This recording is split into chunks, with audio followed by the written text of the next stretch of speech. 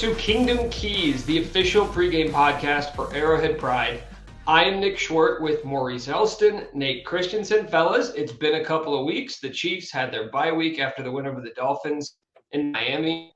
And now, all of a sudden, boom, second half of the season, Super Bowl rematch. It felt like because of what Miami was doing offensively, that was the biggest game of the season. And I think you can make the case that it was up until this point. I would make the case that not only is this Eagles game now the biggest game of the season, with the way the AFC is shaking up, is it wrong to think that this is the biggest game the Chiefs will play in the regular season all year? Yeah, I definitely would say that this is probably the biggest game of the season because, I mean, just from a record standpoint, unless the Chiefs take a couple of losses that put their record back to some of the other so-called AFC contenders, then the AFC, if the Chiefs kind of already in the driver's seat and in control of their own destination. So kind of showing and coming out and proving how they stack up against what's right now the best team in the league from a record standpoint, right? I think this does make it the biggest game of the season. Number one in both divisions, number 1 and 2 in the NFL. So definitely think it's the best game and the biggest game of the season. What do you think, Nate? I mean, normally the past 3-4 years, it's all been about the AFC. It's all been about the Bills, the Bengals. Those are the games we're circling. Mm-hmm. But with the way teams are playing, like Maurice said, AFC playoff seeding isn't even really on my mind at this point. Yeah, well, it's a measuring stick game, right? When you measure yourself against the best teams in the NFL, I think the Eagles and the Ravens have been the two best teams in the NFL besides the Chiefs. The Chiefs do not play the Ravens this year, so this is their opportunity to measure themselves against what I believe to be the true contenders of the NFL, the teams that are elite. And yeah, you're going to have a shot potentially in the Super Bowl if the Eagles meet again, and you'd rather win that one than this one. But I still think there's a lot of value in just winning a football game against a great team. It gives you confidence going into the playoffs that you can do something. It gives you more experience. I know the Chiefs won the Super Bowl last year, but you could always use more experience at big games, especially at home. So yeah, I think it's just always a good opportunity to measure yourself up against the best teams in the NFL when you play a team as good as Philadelphia. This is going to be a Monday night matchup, so we get to wait an extra day before this one, which I like the primetime games. You get to sit back, watch Red Zone, and then lock in, only game on Monday night. Maurice, before we get to our keys for this week, what's the latest on the injury report for the Chiefs? Right now, for us, the Chiefs, per Andy Reid and per the official injury report that came out today, everyone practiced as supposed to practice. Even Richie James, that's on injury reserve, still listed there. He was a full participant. So everybody was a full participant in practice today. Far as the Eagles side, only person you had out today that did not practice was Dallas Goedert.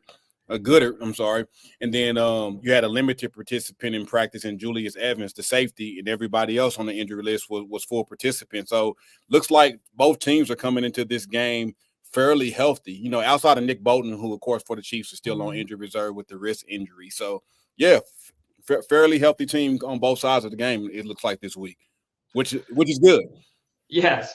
And that's the thing I always – when you're getting ready for a big rivalry game or a game that you feel like means a lot, I know sometimes there's this tendency to where you'll take whatever break you can get. Hey, if they're starting cornerbacks out, if they're starting wide receivers dealing with something – sometimes you just take those small wins, those small advantages. But I don't know if I'm a glutton for punishment or a purist, but like I want to see the best teams play each other when they're both at full strength, because I don't want an asterisk. If the Chiefs beat the Eagles on Monday night, I don't want people saying, oh, well, it's because this guy was hurt, that guy was hurt. I love it when both teams are at full strength.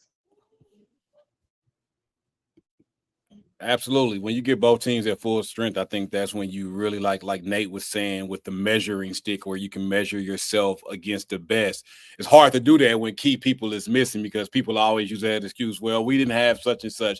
They didn't have, what they want. Like, I think this takes all of that off the table. If everyone stays healthy throughout the game, it takes all of that off the table, and you get to really see, like, even now, like, you get to see a healthy Patrick Mahomes without an ankle injury going into the game, right? You get to see that.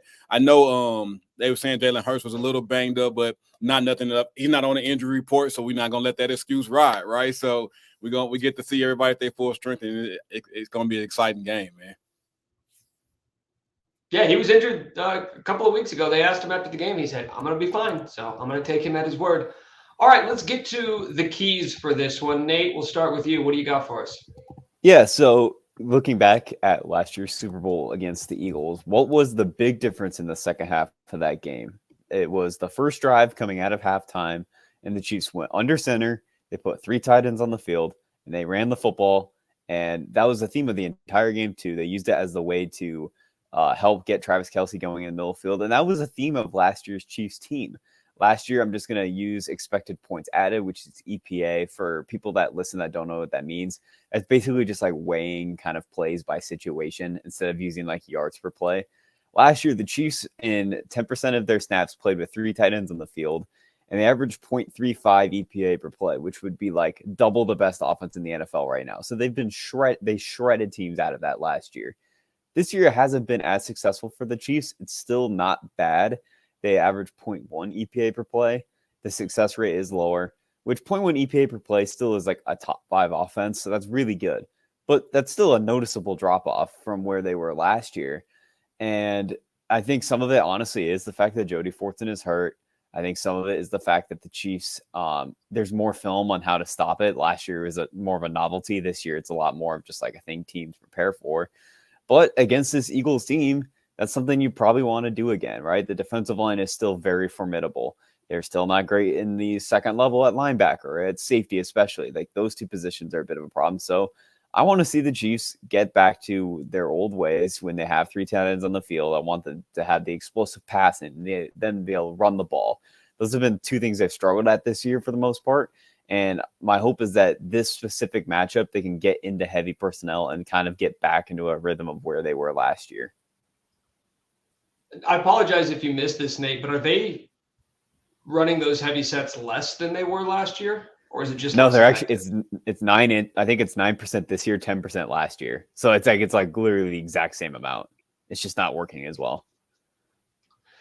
You know, I'm thinking back to the Miami game, which seems like it was a while ago now. But you started talking about tight ends. I'm thinking about Noah Gray, who led the team in receiving yards in that game, and I think it was like 33 yards. So I do wonder at some point if you do look at your wide receiver room, which we're going to talk about later, and sort of reevaluate and say, okay, like these guys who we were banking on aren't the dudes we thought they were. Maybe it's time to pivot to our strengths, which if they think that the tight end room is that, then it kind of lends itself to what you're just talking about there, Nate. Mm-hmm. Yeah, definitely, for sure. All right, Maurice. Yeah, I definitely think that tight end room is like more of where we need to lean, like the heavy personnel, run the ball. Because I mean, like Nate said, that's kind of what changed the Super Bowl last year, is when they got Isaiah Pacheco involved, and I think that's what they got to get back to. I still think the strength of this team right now is the interior of the offensive line. And letting them, and it's going to slow down that pass rush because, I mean, the Eagles do have a formidable front that you got to account for. So, yeah. All right, Maurice, let's stay with you. What is your key for the Chiefs on Sunday? I mean, my key for the Chiefs to get a victory and come out victorious this Monday night is really the defensive backs. If you look back, you know, and I ran back, kind of rewatched the Super Bowl before earlier this week. When you really look back at it and you look at the stat line, the DBs really did not have a great game against the Eagles in the Super Bowl. You know, they gave up some yards. You had Devontae Smith, 7 catches for 100 yards, gave up a long one to him for 45 yards. A.J. Brown, we know he's been on the tear this season. He gave 6 receptions for 96 yards and a touchdown. Even he had a 45-yarder in there. And then the tight end had 66 catches for 60. So, and I think Jalen Hurts was 27 for 38. So, you know, not a lot of incomplete passes forced there. And I think if the Chiefs are going to be able to come out of here and have a victory Monday night, their DBs is going to have to play better. Now, give it, the defense of the Kansas City Chiefs is a lot better this year than what you've seen in the Super Bowl last year. I think the DBs coming in with the extra years of experience behind them, with Trent McDuffie having more games underneath his belt, I think that'll be good. The experience that L'Jarius Sneed has had now following around the best receivers And I just think Spagnolia's scheme around top receivers this year has proven to be successful. And I don't think we can devalue Justin Reed has been playing much better this year than he's played last year, right? And Mike Edwards, man, I think what Mike Edwards has brought, he just has a knack for the ball and finding and being in the spaces that he needs to be in. I think you bring all of that together with the play of the linebackers and the defensive line, that if the Chiefs can find a way to slow down, like, you're not going to stop this offense, right? You're not going to stop, you ain't going to shut down A.J. Brown and Devontae Smith. There's too many weapons there that you're not going to shut them down. But if they can slow them down, definitely take away. I mean, you get 90 yards up in big plays to two guys, it's not going to turn out well. So limiting those big plays, right, and just able to lock up, I think that'll bring home a Chiefs victory. Yeah, the Eagles are interesting this year because we're seeing the defense fall off pretty significantly from a season ago. Yet the offense, save for the Jets game, and if you really want to go back to the first week of the season, but Jalen Hurts has been dealing these last 3 weeks coming off that Jets loss. Like, he looks like he is playing some of the best football that he's played in the NFL. And it'll be really interesting to see in back-to-back games, the Chiefs go up against two of the best offenses in the NFL, but two very different offenses. And it's like, if you just want to look specifically at wide receiver, who's playing better than Tyreek Hill and A.J. Brown this season? Like, that's probably number one and number two, and going up against them in back-to-back weeks. Like, is this the moment where if the Chiefs do what they did against Miami to Philly, all of a sudden they start to get the respect around the league for being an elite defense, the way that we've heard the Browns, the Ravens, the Niners get talked about all season long? Oh, yeah, absolutely. If you stop the Eagles are such a problem offensively because they have two just absolutely dominant wide receivers that threaten like vertically deep down the field, but they're such a good offensive line, and Jalen Hurts is he provides such a issue when you're trying to stop the run that like they just sort of have like this easy formula that like works because they're just so talented. But last year I thought the Chiefs did everything they could to stop that. I just thought ultimately the Eagles were good on offense last year in the Super Bowl. The Chiefs did everything they could to stop them, but they scored 35 points. But this year, we've seen the Chiefs defense been a lot better, right? We've seen them just become one of the best units in the league. So, yeah, if you come out and you like A.J. Brown has a legitimate case for MVP right now. He is playing out of his mind. And Devontae Smith is no slouch either. He's a great player as well. So, yeah, if you come out and you limit the Eagles, there's like no questioning, in my opinion, that they would be probably considered the best defense in the NFL. Yeah, that kind of brings me to my next point and my key for the game for Kansas City. You just kind of alluded to it, Maurice, and we've been talking about it here. The Eagles are not the same team as they were a season ago, but the Chiefs aren't the same team as they were when they met in the Super Bowl. It almost feels like, and maybe this is overstating it, but it feels like these teams have switched roles. Like, if I would have told you at the beginning of the year when the Chiefs and the Eagles meet in Week 11 that the Chiefs will have an elite defense and the Eagles will have the better offense in this matchup, it would have been a little confusing, but I do feel like that's where we're at right now. Now, you can maybe split hairs between the Eagles offense and the Chiefs offense, but they're ahead of them in most, significant statistical categories. And more than that, they seem to know who they are more than the Chiefs offense does. The Chiefs are still trying to figure that out. And this is the best opportunity Kansas City is going to have on a massive stage where Patrick Mahomes typically has played his best football, to go up against a team and a defense that is taking a big step back from last year. Last year, number one, especially against the pass, like that was the league's best pass defense. And this year, like, Nate, you would probably know better than I would, but like, is this even a middle of the pack pass defense in Philly this season? Well, what's interesting about Philly is that last year, they were famous for the 70 sacks, right? They had the 70 sacks in the season. And there were a lot of questions coming this season being like, is that necessarily like a sustainable model for pass defense? Like, can you just generate so many negative plays? And their pass rush is still very good, but it's just inevitable that you can't get 70 sacks again in the season. So when you're not getting those same negative plays, the other warts in your defense start to kind of show up more. They lost Chauncey Gardner-Johnson, although they just brought in Kevin Byard. So I think that's a good move. They're kind of weak at linebacker, but I think that's the main difference, honestly, is that they're just not generating the same amount of negative plays and they're not getting people behind the sticks. So then your other kind of warts start to stand out more. This feels weird to say, but I think the Eagles in week 11 is a get-right opportunity for the Chiefs offense, and specifically the passing attack. Like we saw last week, it was ugly. The defense stole the show in Germany for Kansas City. You talk about sustainable ways of winning. I mean, having Mike Edwards do McDuffie, or who flipped it to Mike Edwards to Brian Cook for a flip touchdown where he's high stepping into the end zone against, like, that's not a sustainable model of winning. And this defense has shown that they can sustain this all season long. But I think we would be disingenuous to say that it wouldn't be a little concerning if this is the Chiefs offense that still exists by the time the playoffs start. Yeah, we'll tip our cap to the defense and we'll say, like, hey, it's okay. The defense is doing their thing. But we're 6 years in now to the Patrick Mahomes era. And I'm used to this not just being a good offense. I'm used to this being one of the league's elite offenses, and I still feel like the Chiefs have yet to really put that on tape. What an opportunity it would be on this kind of a stage against this kind of a defense, which if you haven't been watching the Eagles all season long, you might think that they're 8-1 because the defense is once again one of the best in the league, but it's just not the case this year. Yeah, I really think this is that type of game.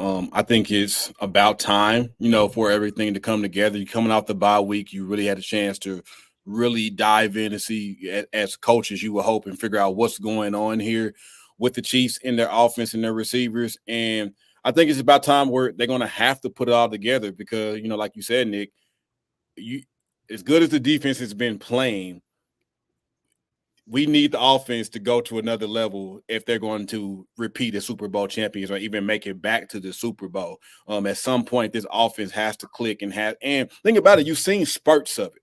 You've seen spurts where you're like, oh my God, here we are, we got it, right? And then it just disappears as a defense makes an adjustment. It's like there's no adjustment made back to anything else. So I really feel like if what you see in Spurs, you can see, because like the first, the 14 points they put up against the Dolphins, it looked like the Chiefs offense was back.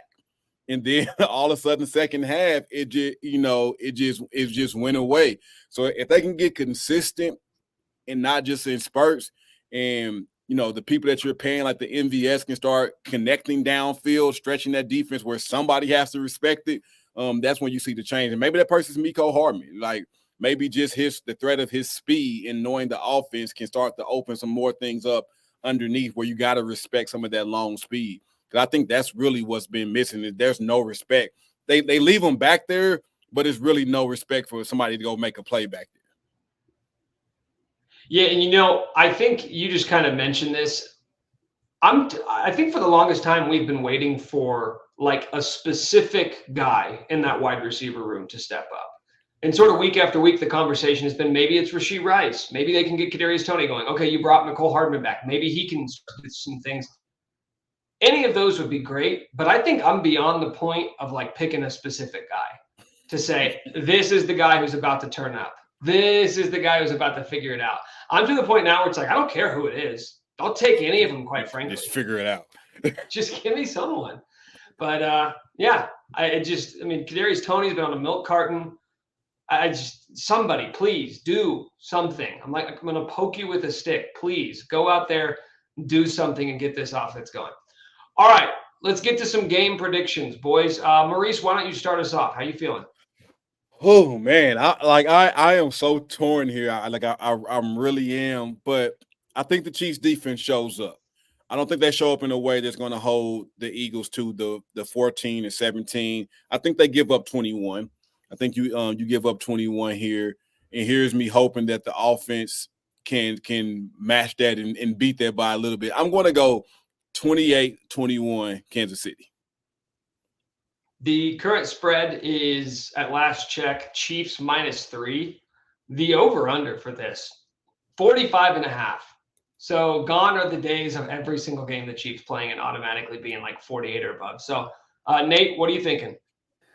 Yeah, I know I talked earlier about measuring stick, but like if this is a close game that the Chiefs lose like 27-24, I don't think it's like the end of the world. I wouldn't feel that negatively about them, but I actually feel pretty good. Like I think the Chiefs, Andy Reid is so good out of the bye. I think his record's like 18-3 or something like that. I don't have it memorized, but he's phenomenal off the bye week. And I think the Chiefs are going to look at the last 2 weeks and start to kind of gather and maybe even simplify what they're doing on offense to kind of just find that like a good mix, a good balance of what they want to be. And I think they're going to come out and look impressive. And while I expect the Eagles to score points, I would take the over on that. I think that is still going to be a game where the defense just played well. They just went against a team that matched them talent-wise. I'm going to go Chiefs 30-27. I think this could go either way. I think that both teams are going to continue, as long as both teams play a really close game. I won't feel very different about them at the end of this, but I do think the Chiefs will come out and win this game. I think this is a game where you've got really interesting storylines on both sides of the ball. But ultimately, I do feel like the Chiefs' strengths outweigh the Eagles' strengths. I think the Chiefs, with their elite defense going up against an elite offense, that could go either way. But ultimately, Patrick Mahomes, even though the offense isn't as potent and explosive as we're used to seeing, I think there is a level of comfort that he can now play with, knowing that I don't have to go out there. And it's not a race to 35 just for us to get a win. And I do feel like maybe this is a shift in not necessarily philosophy, but a shift in almost eras of Patrick Mahomes' career, where it's now you're winning in a more typical fashion, not by scoring 35, 40 points a night, but by having a really solid defense. I still think this game, regardless of what he says publicly, will always mean a lot to Andy Reid going up and playing Philadelphia, prime time, coming off a bye. There's just a lot of at home, like there's a lot of things that are lending itself for me leaning towards the Chiefs. So I'm going to go 24-21 Kansas City. So I am right at that spread. I am right at that over-under. I don't think I've gotten one of these right all season long, but never better time than present. I'm just following Vegas here. Fellas, thank you so much. For everybody listening, if you haven't already, please subscribe, rate, and review wherever you get your podcasts. Go Chiefs Monday night. For Maurice Elston, I'm Nate Christensen. Well, he's Nate Christensen. I'm Nick Schwerdt. Thanks for listening. We'll catch you guys next week.